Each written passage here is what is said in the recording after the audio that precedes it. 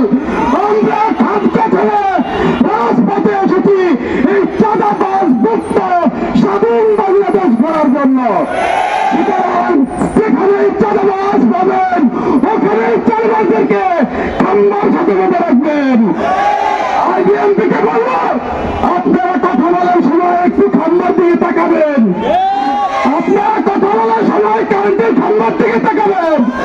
এই ইতিহাস বাংলাদেশের মানুষ ভুলে যায় নাই। সুতরাং আমারও সতর্ক করে দিচ্ছে ঢাকা মহানগরের যুবকরা কিন্তু জেগে উঠলে এই সকল চাঁদাবাজদেরকে আপনাদের স্থাপিত খাম্বার সাথে বেঁধে রাখবে। বিভিন্ন জায়গায় গিয়েছে, না না না আমরা দেখছি ওই ফ্যাসিস্ট আওয়ামী লীগ চাঁদাবাজ তারা পালিয়েছে, কিন্তু তাদের দায়িত্ব দিয়ে গিয়েছে বাংলাদেশের বিএনপির কাছে।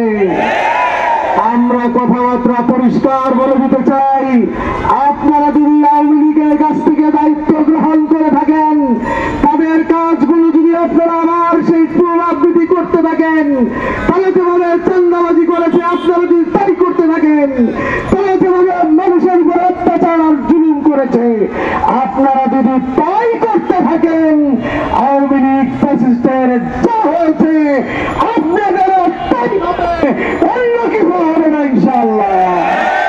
শুধু সময়ের ব্যাপার মাত্র। আমরা হুঁশিয়ার করে দিয়ে বলতে চাই, ও পথ ছেড়ে দেন, ও পথে আর অগ্রসর হবেন না।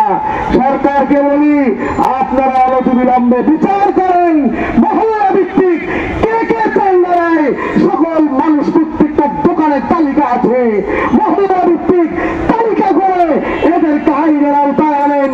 আগামী নির্বাচনে এদেরকে নিষিদ্ধ ঘোষণা করেন। যেই দলের লক্ষ্যের ব্যাপারে চাঁদাবাজের নামের তালিকা যাদের যেই দলে পাওয়া যাবে সেই দলকেও আগামী দিনে নির্বাচনে নিষিদ্ধ ঘোষণা করতে হবে। যদি আপনারা ঘোষণা করতে না পারেন, এদেশের জনগণ তাদেরকে নিষিদ্ধ ঘোষণা করবে ইনশাআল্লাহ।